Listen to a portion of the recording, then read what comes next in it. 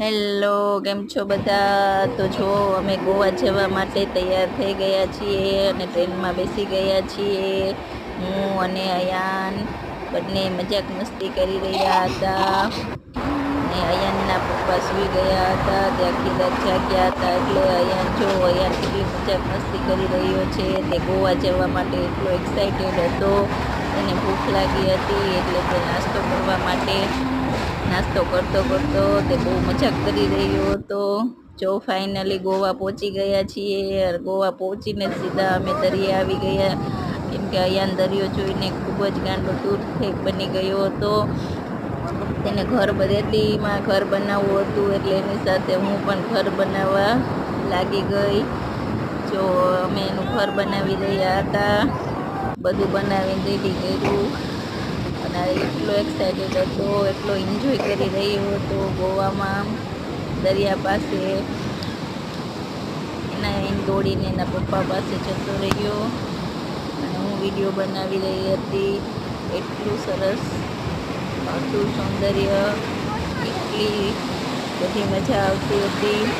આ જો દરિયોમાં કેટલા સરસ મજા આવી રહ્યા છીએ. અને જો અમે ફરવા નીકળી ગયા. અમે હોડીમાં બેસી ગયા. અયાનને થોડો ડર લાગતો હતો, તો પણ થોડીક વાર ડર્યો, પછી વાંધો ના આવ્યો અને અમે ફૂલ એન્જોય કર્યું. અમે ડોલ્ફિન જોઈ. ડોલ્ફિન કેટલી બધી હતી, દરિયામાં ઉછલકૂદ કરતી હતી. આ જો દરિયામાં અમે સાવ વચ્ચે વહી ગયા હતા, ત્યારે થોડો ડર લાગ્યો, પણ પછી કાંઈ એવું થતું ન હતું.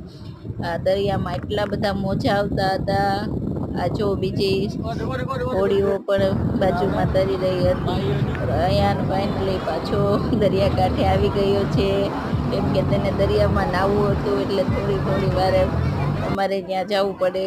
આ જો બીજા દિવસે પછી અમે ચર્ચમાં ગયા. ચર્ચમાં અમે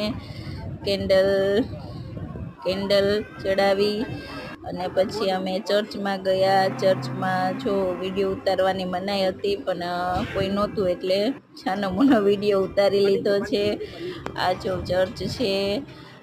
ચર્ચમાં કેટલું સરસ છે, એટલું સરસ મ્યુઝિક વાગતું હતું, કેટલું આધ્યાત્મિક લાગતું હતું. આ જો ફાઇનલી અમે બીજા ચર્ચમાં પહોંચી ગયા છીએ. આ ચર્ચ તો એટલું સરસ હતું, બહુ જ સરસ. આ ચર્ચે સલમાન ખાનનું એક પિક્ચર બનેલું છે. એ પિક્ચરનું નામ તો યાદ નથી અત્યારે. અને સામે જ મ્યુઝિયમ હતું. ત્યાં મ્યુઝિયમમાં જવા માટે અમે નીકળી ગયા. મ્યુઝિયમ એટલું સરસ હતું.